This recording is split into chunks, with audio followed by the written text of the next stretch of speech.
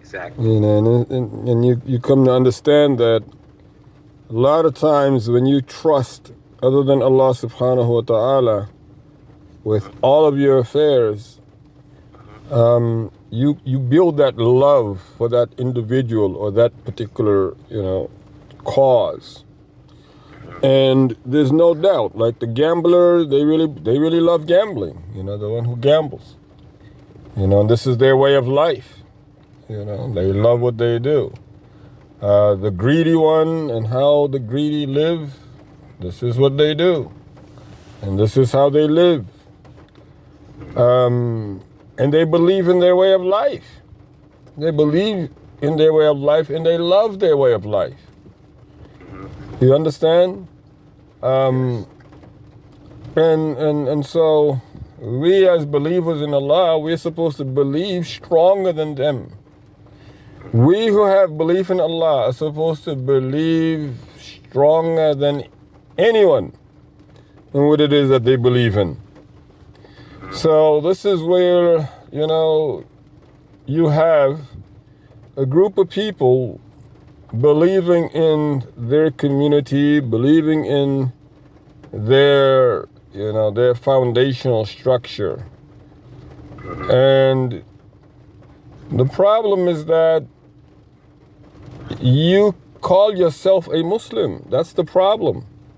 But you haven't fully submitted to Allah because you're counting on your community and you're counting on, your promises, right, of this cup, because the White Hawk, it talks about a cup of union. And all these things that you're counting on, you love it. I mean, you love, you believe that you really are in love with Shah Sahib, and you really are in love with your, the functions of your community. Nobody's going to admit that they dislike their community's flaws. Like, I love my community and how they let me down. I love my community and how they never really do anything to properly build the land.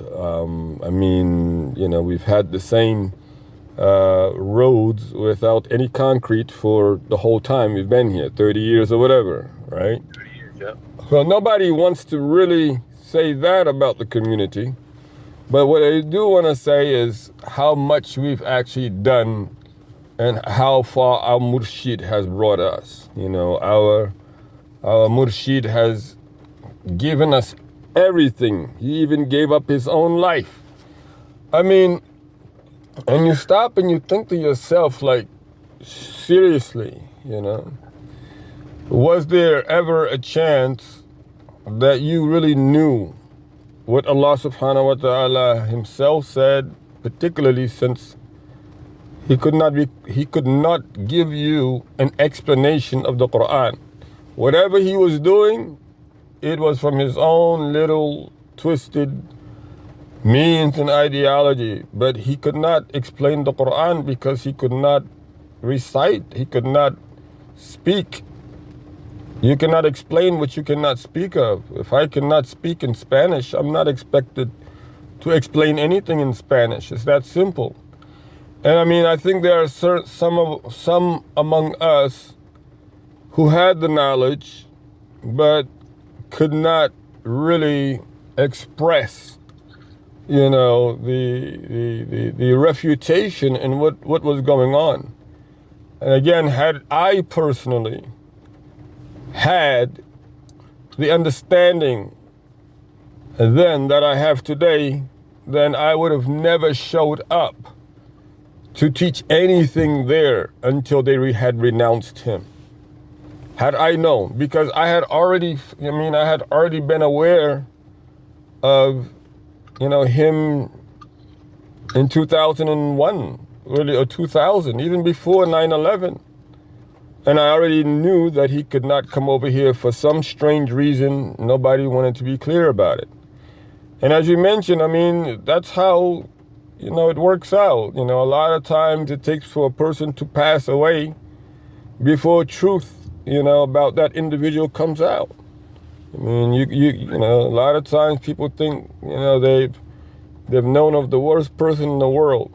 Like maybe because, this person never took, a good amount of time to talk to them, or they just, the way he came across was just like he was the meanest person. But when he died, people came from all over the world to say how much he was doing for them.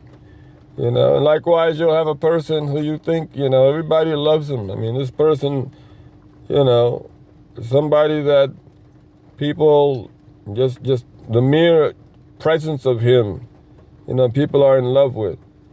But when he died, you had a group of people showing up saying that this individual owed me this individual promised me that. He never fulfilled it. That's because, again, we really don't understand who has done what until they've passed away from this earth.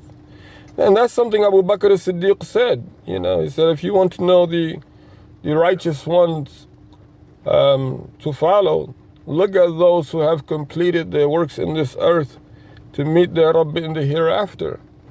Because the one who has not done that yet, you won't be able to tell what they will do at their very last moment, of their life. Because Prophet ﷺ said, a person can do so much good until just a hand span, an arm span is left for them to pass away, and they do something that is horrible, that is wrong, and vice versa. So this is where, again, if people do not want to accept, then that's really not our problem. I mean, that's not our fault. We have to just, extend, the message to those who are desperately in need of it, You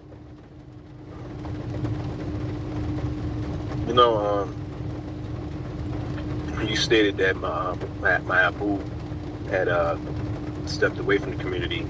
It's like now he makes that move. It's like too little, too late. And to answer your question, now that I think about it, I did reach out to him, and a lot of times with his schedule, he works for the prison industrial complex, and it's really hit and miss trying to reach him because of his schedule. And a lot of times, I see that too. That was a writing on the wall. A lot of times when people have schedules like that, they really don't make themselves available to communicate. So a lot of times they use their schedule as reason why they can't talk, but that's just a way out of being put on the front page and called out on the stuff. I mean, that goes with the territory. People will find that in which they think is important, and they will stick to it. And again, this is their means of worship. They're worshiping this type of indoctrination. So at the end of the day, you have to remember, you being a believer in Allah Jalla Jalaluhu, you have to love Allah subhanahu wa ta'ala's way more than they love their way. They're acting like they're so busy that they cannot talk to anybody except those they have to answer to. Those at their jobs, their bosses and whatnot. What makes you think that if we did not have a responsibility to convey the message of Islam, that we would even deal with you? You see what I'm saying? You have to love this way of Allah Jalla Jalaluhu so much so that you realize that there's so many different things you can be doing to worship your Lord and to get reward from Him. So why do you have time to, mess around? And why do people who are involved in other than what Allah subhanahu wa ta'ala says, why do they think that we who are on the path of Allah subhanahu wa ta'ala need to abandon it and come for them? We ourselves should be saying, first and foremost, we definitely have more work to do in the path of Allah, Study your Quran, get to know your Rabb really well, establish, a connection with Him, purify that in which is within the slate of evil, you know. Take yourself accountable before Allah Jalla Jalaluhu does. Contemplate and ask for His forgiveness and ask that He accepts our worship and service to Him. These are more important things. You know, any day could be our day and we'll be right in our grave. It's not even a joke. And those who think it is, let them. Those who understand that it's not a joke, and let them too.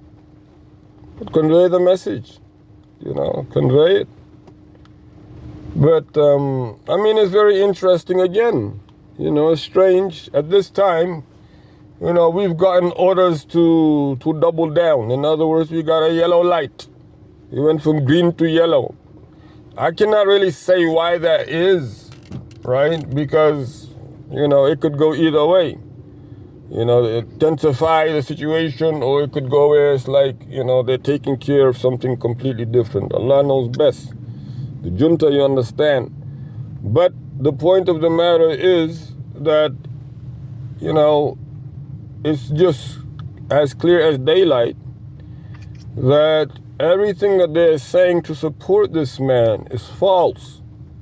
And there is no other explanation than the long list of quote-unquote spiritual practices he was doing, along with the fact that he was given prior intelligence knowledge about the Dar, which he did finally come and take over because he was working with a intelligence service.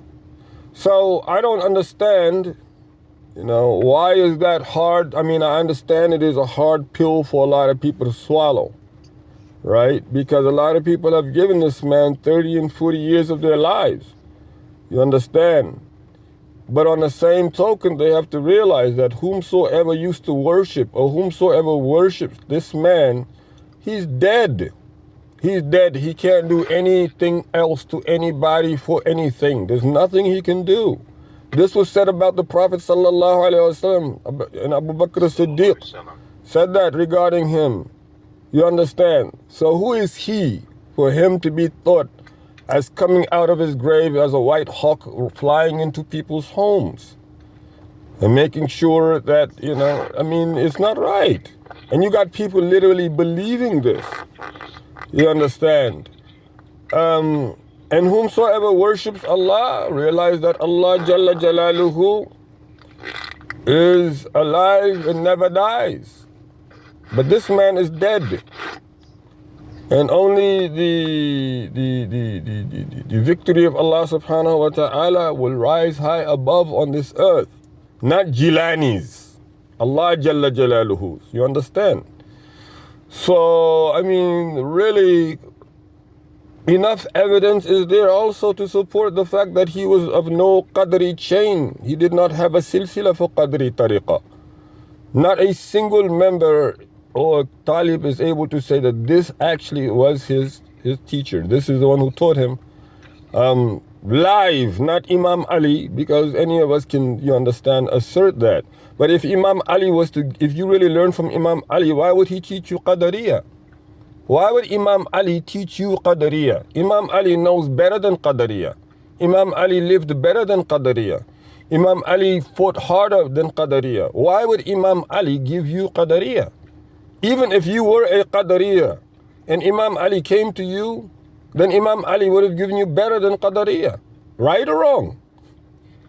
Right. I mean, so, you know, again, and then the first thing that was hit so hard was the fact that he did not have the right to explain the Quran. He did not have the authority because he could not speak the language of the Quran. He could not recite the Quran as it was revealed.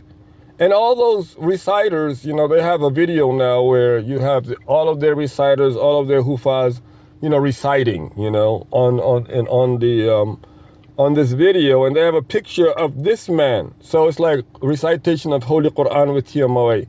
And you have Mubarak Jilani's picture on there, But he never recites. He never appears in the whole video. There are everybody else reciting. And so, I mean, isn't this, I mean, are you dedicating your recitation to him? Because we all know he couldn't recite. And I mean, is this a way of you trying to hide the fact that he couldn't recite by like, here it is right in your face, this man could recite. Anybody think he cannot recite, but he can recite? You see what I'm saying? Like they're still playing that psychological card, and it's really just, you know, it's embarrassing to them. It's embarrassing, very much so, to those. But again, and not a single one of them. You know, you had a few sisters there, I believe, and Hafiz Shafiq and Tahir, and you know, not a single one of them can deny the fact that this man could not recite Holy Quran. If there are any TMOA members, ask those who recited on the video. Ask any of them. You know, there's what's her name again? There's Mansur's daughters and whatever. Ask any of them if he was reciting with tajweed, if he even had proper makhraj. He didn't have any of that. That's what tajweed is, to recite the Quran as was revealed. And since he could not do that, he could not possibly explain what it was saying. It was an impossibility. Yeah, he looked up some meaning here and there, and you know, he may have had a little Arabic, you know, to help him out, but that wasn't enough, and that's not what it requires. I mean, you require a whole lot more than that. A whole lot more than that. You know, so that saying, and believe it or not, but that's a big, you know, that's a heavy blow. You claim to have a reviver of the century who does not know Quran. You have been taught by someone who did not have the ability to teach the Quran, so he replaced that with something else. All the videos where you have him talking about Surah Baqarah or whatever, like he was using obviously his own words and getting translations out of whatever books he could. But at the end of the day, he didn't even have authority really to do that, because he called it tafsir. Everybody calls it tafsir. That's what you've been calling it all these years. When you go to the retreat, what do you say about Surah Baqarah? Yeah, we had the class, the tafsir of Surah Baqarah, right? So now, I mean, he called it tafsir. He didn't, you know, and so that was a problem, you know, and every Muslim who say that they're Muslim and they follow the Quran, if there's a person who is teaching you your Islam and without Quran, you should deny that. What is Islam without Quran? That's not an Islam at all. But then it came worse when a lot of other sayings he was just quoting, he was just quoting sayings. Like these sayings that he was quoting, they were almost as if, you know, they were ahadith. But he wouldn't say, Qala Rasulullah sallallahu alayhi wa sallam. He might say, you know, Rasul Akram, you know, he might say Rasul Akram and say that he said this or that, sallallahu alayhi wa sallam. He might do that. But that means that now you're quoting hadith. That means that now you are able, like you are now a hadith scholar, a scholar of hadith. Like for you to be able to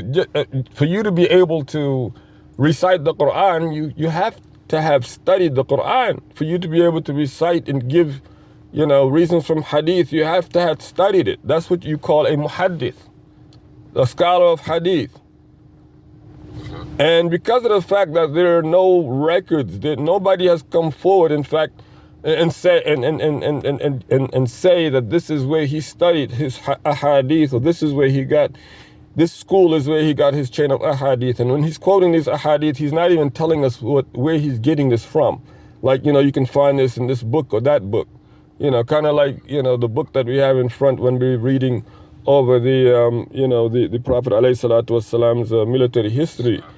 But no, he doesn't quote any of that, and he says, you know, as if he's quoting hadith, but, you know, nobody is able to substantiate where he's gotten his, you know, his schoolage of hadith.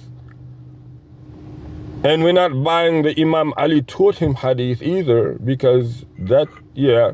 So his hadith are out. No, in Islam without Quran and without hadith. So what exactly are you left with? And it's tough, it's hard, to accept the facts that you're left with just,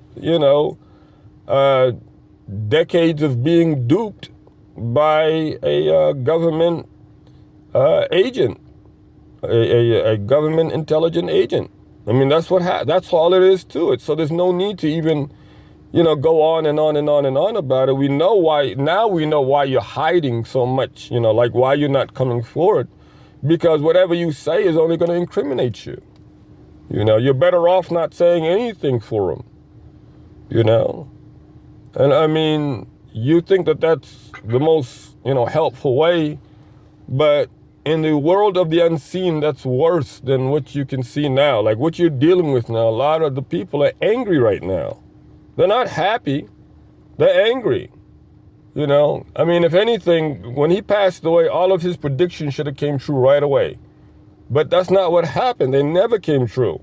And they never will. Actually, the opposite is going to come true to prove that he was actually so fraudulent. That's what's going to happen. Because that's always how Allah subhanahu wa ta'ala does what he does.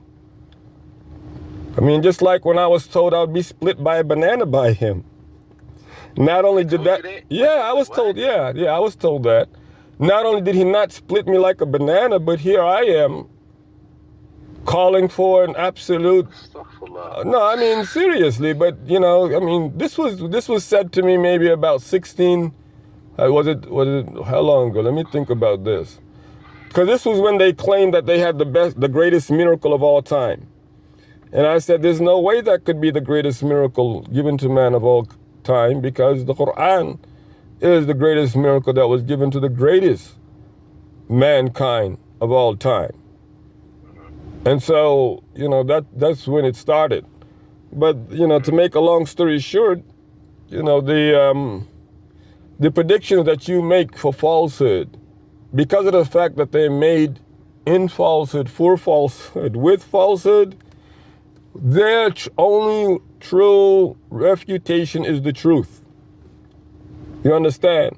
So you made these claims for falsehood and so on, within falsehood, within other falsehood. When it comes to having that subdued, it will be subdued with the truth. It's not going to be subdued with other falsehood. Allah Ta'ala does not send down falsehood. He sends down the truth, right? Right. So that's,